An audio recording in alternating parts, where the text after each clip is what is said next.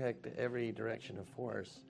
And in some sports, a helmet just isn't part of the equipment, like basketball or soccer. Hockey has a small type of helmet. They just don't protect you against all the directions of forces that come into play. You can get forces on top of your head, on the side, on the back, but under the chin, there's nothing to protect that except for a physiologically positioned jaw. Putting your jaw in its physiologic rest position brings the actual jawbone away from the skull so that when you receive that force from an impact, that force doesn't get translated through the joint into that cradle of the skull, injuring the brain. L4 Media, we talk high school football, 4A, 3A, and 2A in Texas. We talk East Texas sports. We talk NFL, guy talk, movie and booze. We also talk wrestling and so much more. So like and subscribe and check us out. We hit week 9, 2A football. Let's talk about it. Hello, everybody. Terry Bennett, Grant Goodwin here, Sideline to Sideline, the 2A edition, brought to you by SI Design and Printing, right here on L4 Media. And, what's up, Grant? Not much. What's going on? Happy Hump Day. We're a day behind. Yeah, my fault. I will go ahead and tell you right now. I am very explosive. It was explosive, diarrhea, coming out both sides, as they say. You don't have to share. I thought it was just a being older, and then you do something like we did Monday night. Intern Noah and I did Outdrink the Coverage Monday Night Football watch party. I thought it was just a little bit of that. But let's not discount the weekend you had, too, starting on Thursday, heading down to Galveston, staying there. A lot of seafood. You ate a lot of garbage. We ate seafood, man. And garbage. Our hearts grew 3 times better because all the seafood we were eating, all the fish oil. Well, yeah, but it was negated by all the fat it was fried in. And that's not the point. Cool. Hey, fried is just the skin. That's all, buddy. Okay. But I'm sick, so I'll go ahead and tell you right now, I don't know how many of the other shows we're going to get out this week. We might be taking a S2S break for the rest of the week. I'll just have to see how I feel tomorrow. But I have to ask you. I know, like playing hurt is no longer a thing anymore, I guess. I mean, I'm fine playing hurt, but if I'm literally in the middle of an interview and start blowing chunks, if I do it now, at least it's on video. At least we have some. Everybody know Chunks is his dog. I remember President Bush in Japan doing that way back in the late 90s or early 90s. Yeah. But you quit burying the lead. Why are you wearing a suit? Are we going to a wedding afterwards? Because I know you don't wear a suit for work. I'm an aristocrat. Whoa. That's what I do. Whoa. Don't get racist on here. We never talk race. And philanthropist, so we wear suits quite often. So. Oh, is that what it is? No, big game this week. I thought I'd dress like it was a big week. Wait, since it's a big game. Oh, the game we're going to? Yeah. Oh, yeah, for a Silsby versus Hampshire Finette. I'm excited about that game. Me too. I was excited about the game we went to last week. Didn't turn out as close as we thought, but I still felt like we learned a lot. That being, of course, Columbus versus Hitchcock. Got a good 3/4 out of it. Got a good 3/4 out of it. All right, but here's what we do on this show is we talk to it. Now, tonight, and I know all the shows have been light compared to the other ones, but this is especially a light show. There just wasn't a ton on the 2A review. Yeah, not in week 8. Yeah, but a very light week. I.e. 3 games. So let's go ahead and talk where you want to start. Let's go Toller and De Leon. Toller won that one 44-8. De Leon came into this game 6-1. Yeah. But Toller's quarterback, Isaiah Blessing, 12 of 17 for 302 yards passing. Matthew Behrens had 2 catches for 98 yards. Toller just continues to tear it up. Well, and this is what we talk about with them losing a guy like Peyton Brown. And honestly, I don't know if they've missed a beat.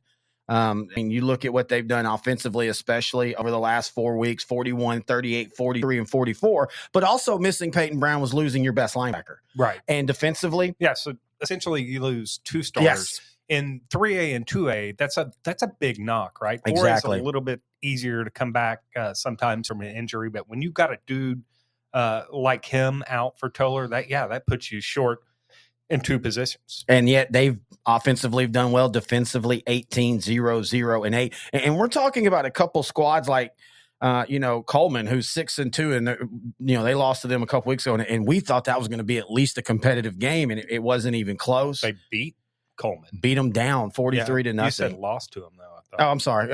They beat them down 43-0. We thought it was going to at least be competitive because, the Blue Cats are a really solid football team. But, right. We talk about this all the time, a team playing on their with a chip on their shoulder, or a team that, they have, this is the year they finally do whatever they their goal is, it really looks like Toller this year is on that path. Yeah, it really does. And I mean, that region almost looks like they're sort of taken coming up, right? Yeah, it kind of does. And again, with Crawford not being a team that looks like they might even see in the playoffs this year, that was their roadblock over the last few years, mentally more, I think, than anything else. All right, Stratford 34, Panhandle 24. Panhandle actually got out to a 9-0 lead at the end of the first quarter, and then Stratford scored 21 unanswered points. Yeah, over the last few years, the Panhandle Panthers, I mean, they're just a solid team. Yeah. 10-3, 8-3, 10-3, 6-6 last year, 9-3.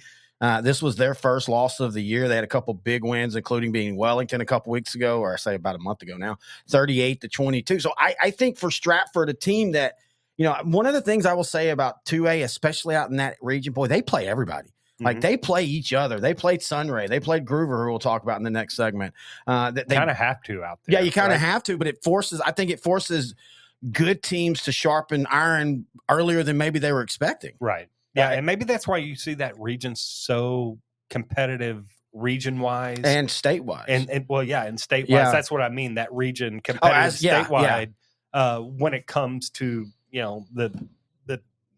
the scene statewide. I mean, they have to play everybody. You can't dodge anybody because you either got to travel real far or you got to jump up 2 classifications and maybe play somebody in the top 25 and say 4A. And you don't want to do that.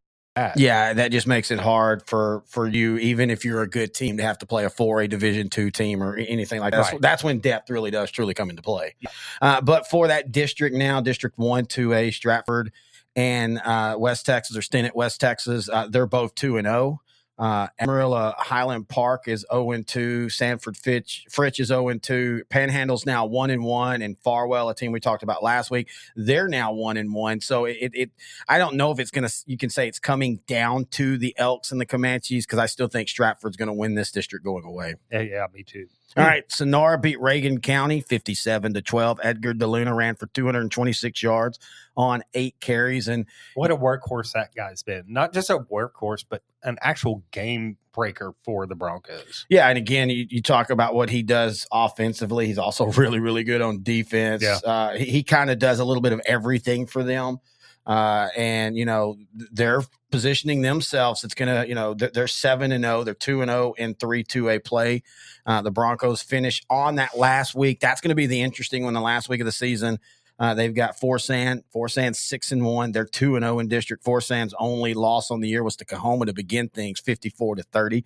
So you're going to get, at least with playoff positioning, a little bit of a playoff game in that last week. Yep.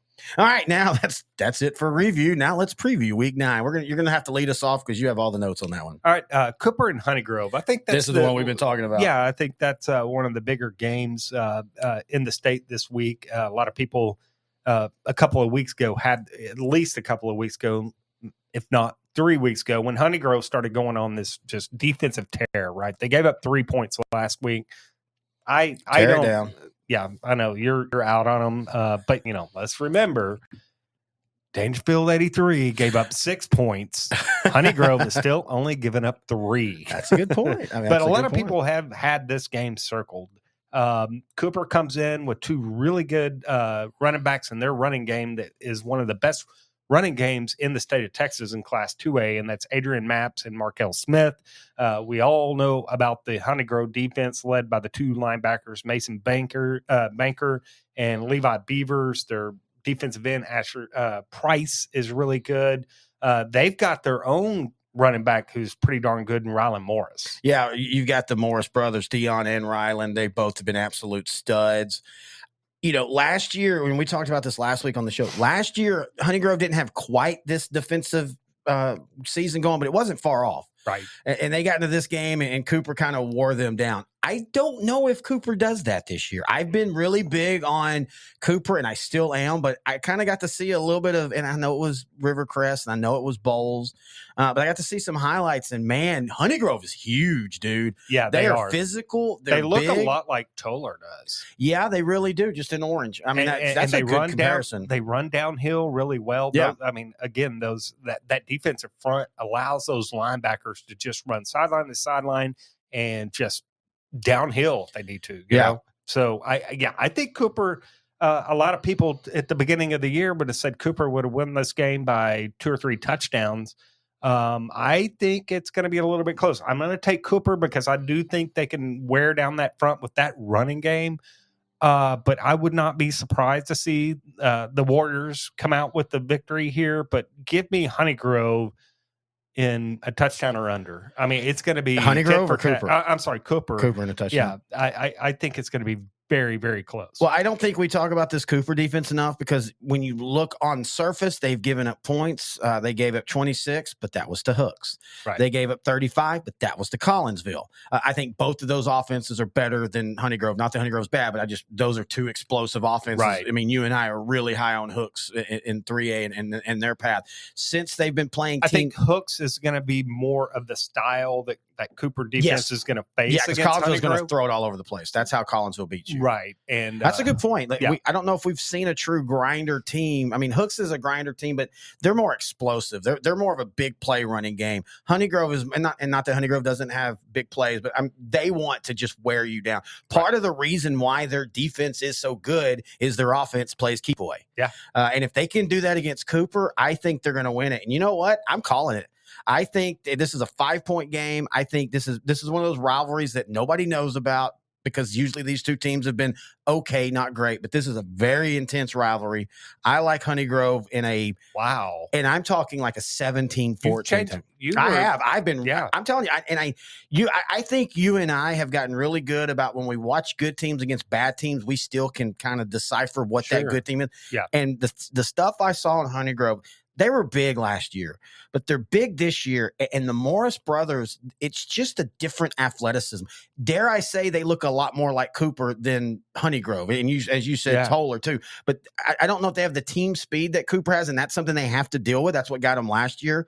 I went and looked back at some of those stats, and they got beat 36-8, but Cooper had some big plays in there. I think they eliminate them. I think this is a low-scoring game, like 17-14. Yeah, I do think that Honeygrove has definitely closed the gap. Yes. Right? Yes. Oh, very much so. Yeah. I now think that coming out of this top side of the bracket, it could be either one of them. Mm-hmm. Again, you're going to look at this region, no matter who gets out of it. There's going to be 4 teams that, man, they could have won it any other year. Yeah, and yes, Timpson's still the prohibitive favorite, but I don't think Timpson can coast in this region. No, not at all. And then you got your Beckvilles hanging out just there, ready, right? and they're angry, and they're just scoring basketball. I think they scored 74 this past week on a team that's probably going to be second in their district. Yeah, coming off the 70+ last week, coming off a week before they scored 90+. Oh, so they're down now. God, yeah. Beckville, that's why I wore this, because that's basketball scores, and I'm like a basketball coach. Yeah, I just need to slick my hair back. Yelling and I need to beg for fouls. Please give me a free throw, please. That's the slick back hair, the Pat Riley, the Rick Pitino. You would be the Rick Pitino of football. No, I'll shove Hookers and below. What? Okay, yeah, that's cool. I was gonna say I'll shove it and be Tarkanian, but you know what? I like Rick Pitino, man. He gets caught with hookers, just goes to another Division 1A basketball school. That's living the life right there. Are you sure you're not talking about Petrino? Huh? Oh yeah, Bobby as well. I think he's clearing out that offensive. You think Jimbo goes, damn it, Petrino, you score more on a motorcycle than our team scores on the field. Easy now, easy. Oh, you make some Aggies mad. All right, Refugio and Shiner. I don't know how much of a game this will be. It probably won't, but it's a game in name. Right? Oh yeah. Refugio will name their score, but I think Shiner's playing a little bit better. Right. 1-2 in a row after starting the year 0-4. Now, let's remember one thing. They've played some really tough 3A teams. Yeah. Hallettsville, Vanderbilt Industrial, 2A Post, but you know how good they are. East Bernard. And the last 2 games has been against lesser teams, and they've dominated Bloomington and Three Rivers. I don't know if they give them a game, but I respect this rivalry enough to understand that Refugio is going to get Shiner's best shot. And it wouldn't shock me that if at halftime this is a really, really close game and then Refugio kind of stretches it out in the second half. It would shock me, though. It would, because Refugio does not play down to their competition. Oh, no, I agree. I think this is more Shiner will play up to them because it's the rivalry. But you've got to have the horses to play up that high. Yeah. Oh, no, I agree. And I just don't think they have the dudes to match up with Refugio this year, as does anybody in the state. Well, Shiner has a new running back named Balton Drooks. He looks like a senior, but he's a freshman. Came over from Sacred Heart. Yeah, came over from Sacred Heart. But yeah, I do think Refugio wins going away. But I do give I don't think it's close. But you've seen that many times where in a rivalry, the lesser team at least puts a fight up in the first half. I do, but it's different with Refugio. No, I don't disagree with that. So Grant says Shiner is soft and will not compete. All right, where are we going now? Man, now I'm a one-man Shiner and Columbus. Well, you got the suit on for the my own funeral. Yeah. Where are we going next? All right. How about Joaquin and Timpson? Same Joaquin, thing. Yeah, hey, they got a really good running back in Gage Jordan, who averages about 150 yards rushing a game. But I mean, they're going up against a Timpson team, and Terry Busey at quarterback, JJ Garner at running back, Bosky Howard. Well, the problem is with Joaquin this year and their 1-6 record is they're terrible on defense, and you're playing maybe the most explosive or one of the most explosive teams in 2A. Yeah, I will admit this. I knew Joaquin was replacing a ton of players. I think they bring back 5 or 6.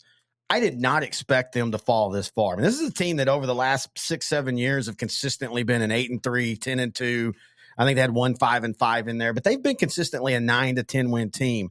And to see them drop this quick, and in saying that, they played a tough schedule. Well, and they're playing all sophomores. I want to make sure I'm not saying Joaquin's down as a program. I'm just saying I thought even in this year they would still, losing to ARP. Now ARP's turned out to be pretty darn good. Losing to Beckville, of course, we know about Beckville. They lost to Tenaha 50-42. But it's like losing to Shelbyville 48-14. Not that they lost, but to get blown out by Shelbyville, an okay team's kind of been surprising. I don't think that they stand in the way at Timpson at all. Yeah, I don't either. All right, Roscoe at Albany. This, Roscoe's what, 4-2, I think. Right? I think they're 6-2. Are they 6-2? 6-1. 6-1. Okay, their only loss being to New Home in a competitive 22-15 game, and we know how good New Home is. Yeah, New Home's a region threat for sure, and then Albany is undefeated. Obviously, Roscoe comes in with a really good running back and Ivan McCann.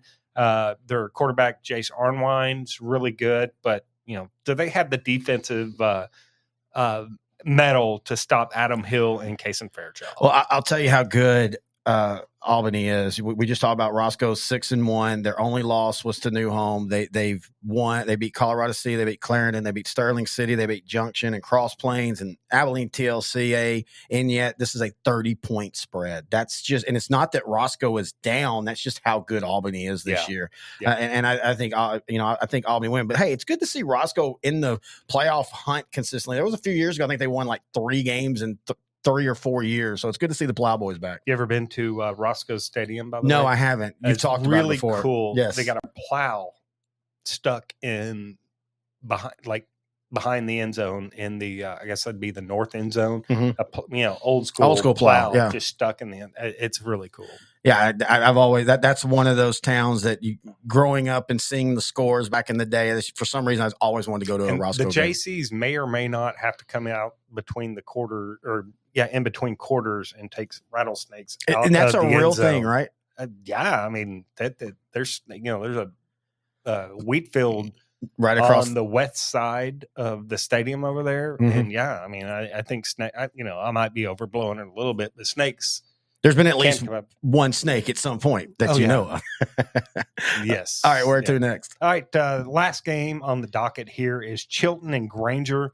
Chilton 7-0, just wiping the field with everybody. Granger 5-2, but Granger's record, they've lost to Holland and Bremond, 2 really good teams in that region that could be a region threat. Yeah, I would like to know from any fans, email us, Terry, Grant and Terry at s2ssport.com, or message us on Facebook. Just type in Sideline to Sideline, or on Twitter at Grant and Terry. What happened in that Bremond game? I couldn't find any write-up on it, but, they lost to Holland by 3, and Granger was just blowing everybody out of the water, and then they lose to Bremond 43-6. I want to know if that's one of those games that, like the game we saw, Hitchcock and Columbus, that's a 52-24 game, but that wasn't a 52-24 first quarter. Yeah, sometimes it gets away from you, but you put up more than, 3 to 20 points Yeah. for it to be like that. I agree. And so I'm curious about that because, the Pirates on the year, Chilton, we've talked about them a couple times. I know they played Hearn close, or Hearn played them close, and they played Bremont to within 1 point. And so that's why I'm wondering, because that tells me that Chilton, while this is a good record game, that this might be a Chilton ends up winning by 3 or 4 touchdowns. I think Chilton wins this by a couple of touchdowns at least. All right. Excuse me. Is that Hiccuping it? there. Are we done with 2A Week 9? I think so. All right. That is it for 2A Week 9. Again, as I said, email us, Grant and Terry at Grant and Terry at s2ssport.com. You can also find us on Facebook, Sideline to Sideline, on Twitter at Grant and Terry. And if you ever want us to talk one of your games, email us and let us know, man. We're always, again, 2A, we're figuring out the landscape on it. And so we're trying to find more consistent teams that we can talk about. So if you're a fan of a team and you think they need to be talked about on the state level, just let us know. And until next week, he's Grant, I'm Terry, and this has been Sideline to Sideline right here on L4 Media. L4 Media, we talk high school football, 4A, 3A, and 2A in Texas. We talk East Texas sports. We talk NFL, guy talk, movie and booze. We also talk wrestling and so much more. So like and subscribe and check us out.